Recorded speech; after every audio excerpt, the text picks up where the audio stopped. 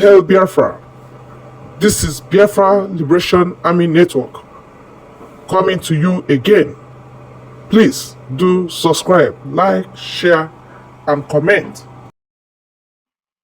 And also, we would like to present to come to start the press briefing, the great leader of the Ambazonia, Dr. Charles Ayaba. His Excellency, you're welcome. Now we can start. Thank you. Thanks a lot, Dr. Joy. Mr. Prime Minister, you are highly welcome, and I'm very grateful that we have the opportunity to brief our people and the international community today on a series of issues.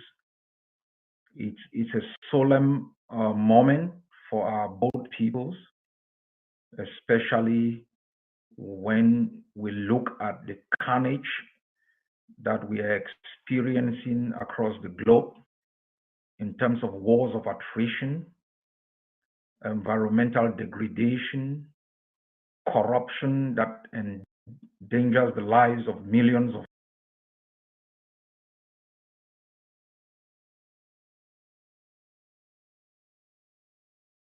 our people, and a near total collapse of our economies. And people have asked the question about the importance of the Ambazonia Biafra alliance. I have taken time to explain the strategic relevance of this alliance and the long-term benefit that it will bring to both the people of Ambazonia and the people of Biafra. In Nigeria, in the northern axis, there is a strong bond with Niger. The Yorubas have a very strong bond with Benin. Biafra is left alone within a socio-economic and political space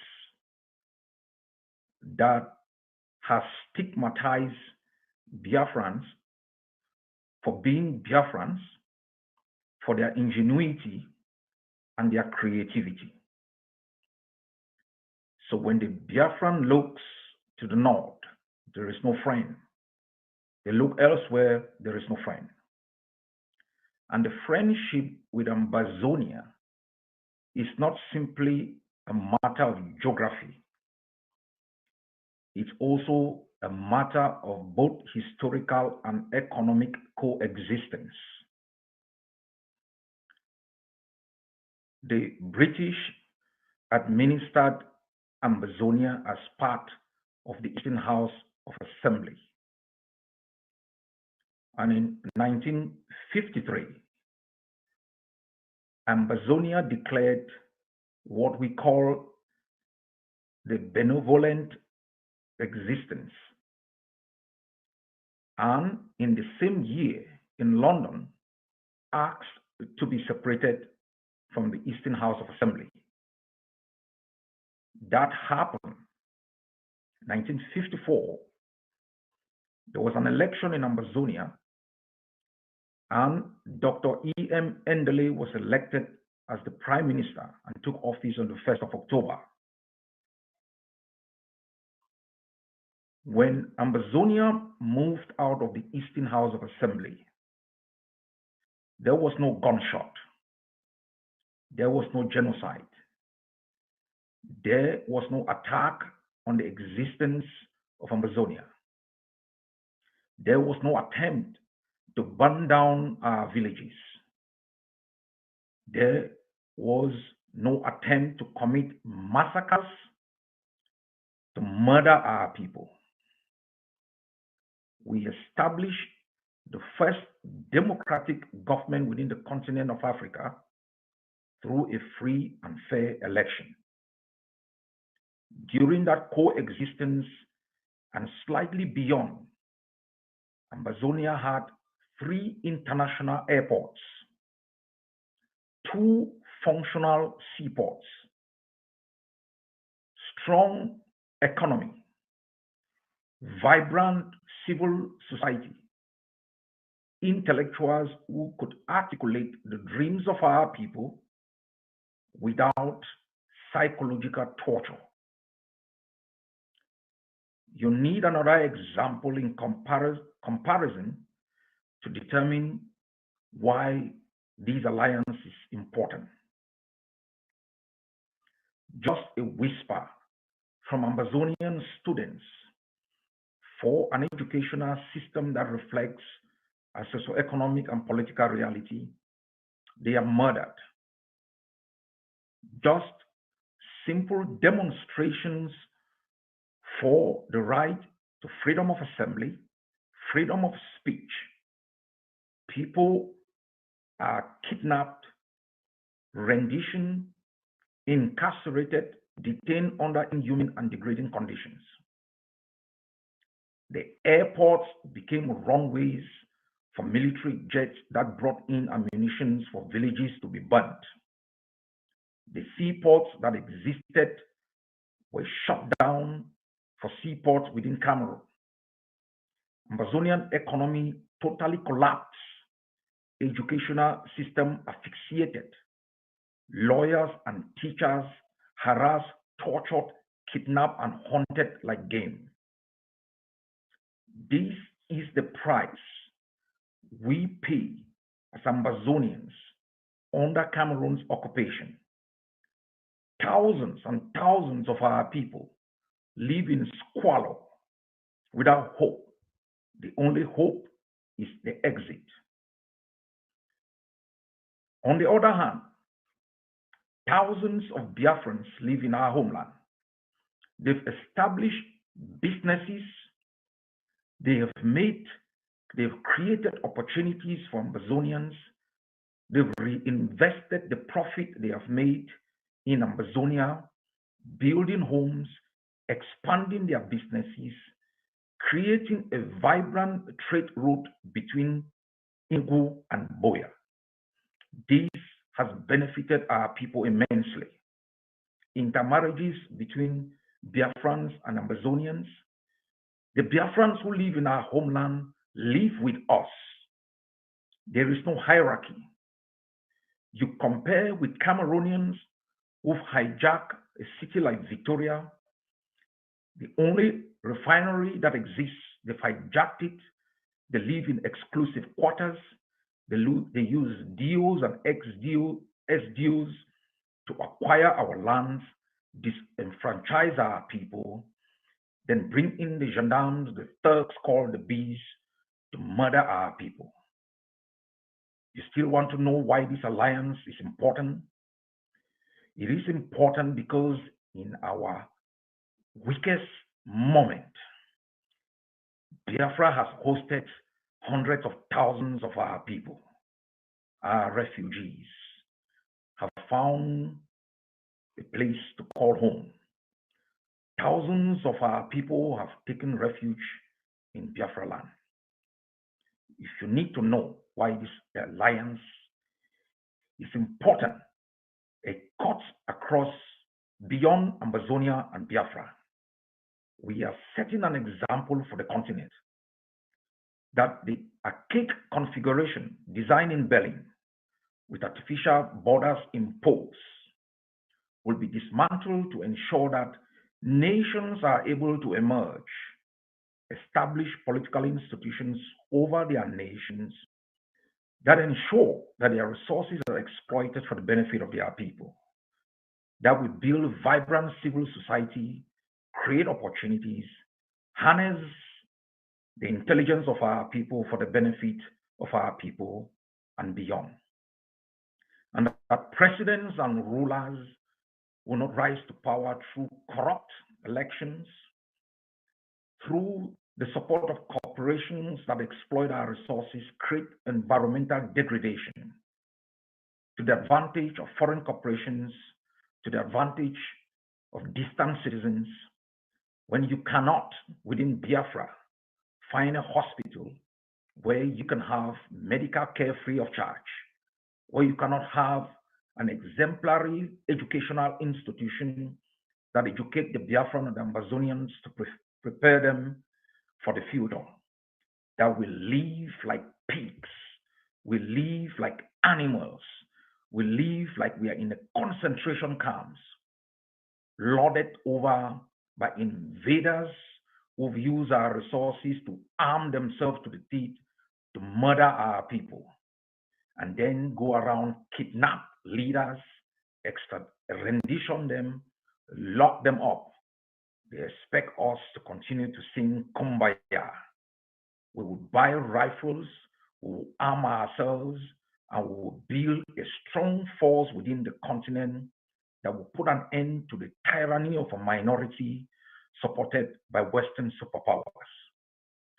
This alliance is important for me as the leader of the Ambazonian people. And I know that it is important for the Biafran people. I know both nations have been stigmatized. We have been attacked as Biafrans, like people without dignity. The Biafrans have been derided, their integrity attacked.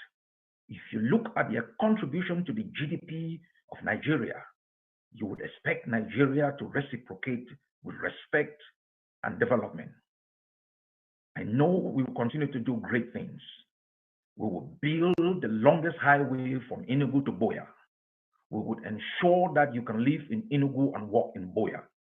We will make sure that in both nations, if you live in Ambazonia, you cross into Biafra, you can have free medical care. And that when you raise your passport as an Ambazonian or a Biafran, you are given a military salute, not only for the sacrifices that we make to establish these both countries, but to undermine the tyranny that has deprived millions of people within our continent from pursuing life in freedom and liberty. I pass over to the Prime Minister.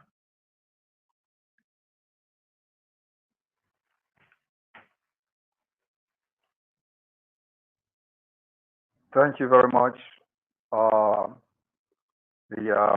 Excellency, the President of the Governing Council of Ambazonia, Dr. Cho. Thank you for that well elaborated reasons why this alliance between our both countries are very, very important and very imperative, especially at this point. I want everyone to understand that as a Biafran, you can never attain your potential anywhere in the world. It does not matter what you are today, where you reside. It does not matter what you are in your country of residence. You can never attain your potential. I want you to understand that the alliance between Biafra and Ambazonia is to make sure we use every mechanism and measures possibly available to us to restore and liberate our nation so that you can come back from wherever you are residing, every part of the world, to develop yourself and join building one of the best countries in Africa. And there you are going to attain your potential and challenge that it comes with. You will attain your potential in Biafra nation and at the same time compete among the best in the world. Today, we have seen, after decades of subjugation, the role of the British in this particular subjugation that Biafra has found themselves today within Nigeria. From the 1914 amalgamation, we were not informed about the type of company that later become a country today known as Nigeria.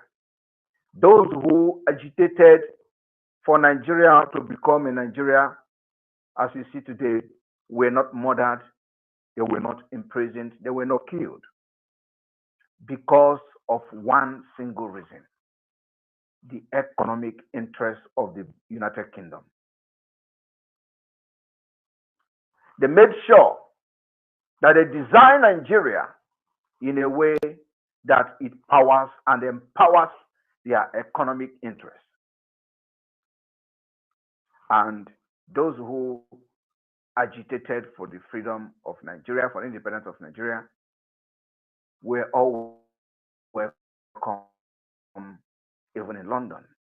They served them tea, they served them dinner, they embraced them, and they called them heroes.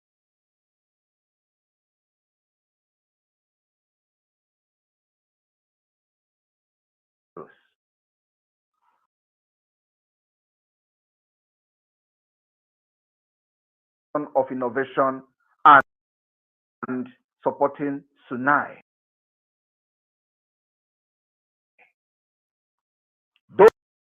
Those who say that innovation are evil or innovation is evil, they hijacked the power as designed by the United Kingdom. After is the country that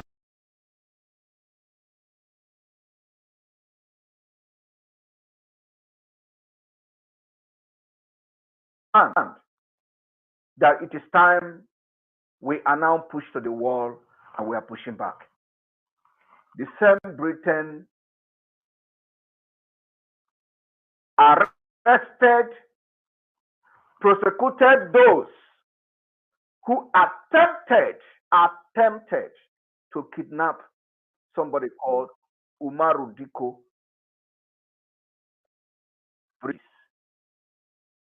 The late Buhari was then the military head of state of Nigeria by force through a coup. He sent people to United Kingdom to kidnap and rendition somebody called Umaru Diko. Those who tried to kidnap him succeeded in kidnapping him, but they did not succeed in renditioning him back to Nigeria. So it was an attempted kidnap and rendition to Nigeria. Those people who committed the crime of attempting to rendition somebody to Nigeria were all arrested and sentenced to prison by the United Kingdom. Today, after over 30 years, Umaru case repeating in more troublesome, disheartening, and the most unacceptable way. And the British turned their eyes on Umaru II. And I want you to understand, it is not because Mazi Nnamdi Kanu was kidnapped from Kenya. No, could have been anywhere. The reason was because his name is Nnamdi. His name is not Umaru or Diko. That is the only reason why he is still being in dungeon, detained today, and Britain is enjoying it because his name is Nnamdi, not Mohammed, not Umaru, not Diko. Otherwise, tell me, Umaru Diko was not a British citizen. He did not come to the United Kingdom with British passport, but he was protected on attempted kidnap. Those who tried to kidnap him was arrested and sentenced to prison. Till today, we have not seen anything reasonable from the British government because the person in question this time is not Umaru, but Nnamdi. Is Okechukwu, anything Chukwu, anything Nnamdi to Britain. You must make sure they never rise. Why I am making this particular speech for a start is so that those of you who think that you have mentors in the United Kingdom should start thinking again. The generation that I am very proud of will be the one to end the colonization from the British right in Biafra land. The British government has brought death to us. They have not brought any civilization. There is no development. It's only death, suffering, corruption, criminality, and what have you. And we thank God that today, many of us are residing in more civilized and sane countries in Europe. Britain could not cope with decent countries like the European Union. Because for you to be a member of the European Union, you have a standard. Britain is a very corrupt country. They couldn't cope with the standard of the European Union. They left without nobody shooting gun. Today, the Biafrans are building alliances, and Ambazonia is one of them, in order to make sure that we set example from Africa. And that example, the beginning of civilization, will start from Biafra. Ambazonia has a very important role to play. Every Biafra must understand that during the war, which Britain, the same Britain, supported Nigeria to commit genocide against Biafra people, of where we lost almost 3 million children to hunger, starvation. The people that facilitated that particular hunger and blockade was Cameroon. Nigeria used Cameroon to facilitate the blockade of Biafra. And in facilitating the blockade of Biafra, Ambazonia and Biafra border were used. So this alliance between Biafra and Ambazonia is very, very important for us, for everybody to understand. With this alliance, we have defeated Cameroon's second blockade. We have made friends with Ambazonia for easy access, especially of weapons when the time comes, and every other thing that we have, we use Ambazonia as a passage to make sure that whatever that comes into Biafra will also be channeled to protecting the both territory, especially in the borderline, because Cameroon keep coming there with their terrorists in uniform. During the war, our people died out of hunger, not by bullet, not by bomb. And today, my fellow Biafrans, we have defeated Nigeria in that aspect. They will never ever rise again to put a blockade on Biafra. We now have a neighboring country called Ambazonia. And we are going to support Ambazonia with everything in us. At the same time, using the resources available to engage Nigeria. I want you people to understand that we are not just saying this thing to please you, but the actions is already on ground. You can hear on daily basis what we are doing in Bakassi Peninsula. It is as a result of the alliance between us. We will make sure that any terrorist from Cameroon into any territory in Ambazonia, the Biafra forces, Nigeria will no longer have access to Ambazonia border to use it against Biafra. In addition to this, we are going to work closely on military and other security architectures